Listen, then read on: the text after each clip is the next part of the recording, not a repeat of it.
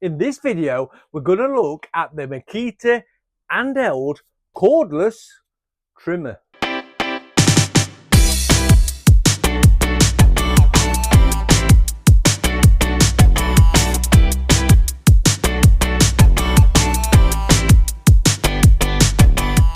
Okay, so this is the Makita handheld cordless trimmer.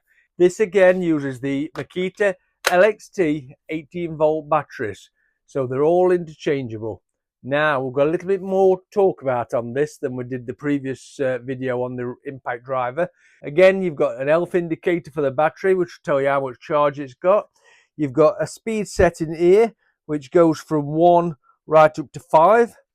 You've got an adjustable base, which goes up and down, so it's for your depth. You can take that completely off if you want when you're changing the bit. You've got a button there which holds the shaft while you undo the nut and take your router bit out. Comes with collets, comes with a 6mm and a 9mm collet, this one. So you've got two different shaft sizes of cutters. So you just change your collet inside there depending on what size shaft you're using. This one also comes with a guide if you want to use it. I don't personally use it very often. The guide's in the back of the van. I don't really use it, but if you want to, you can. I mean, I keep this one in my van. I use it mainly for routering hinges out on doors when I'm fitting doors.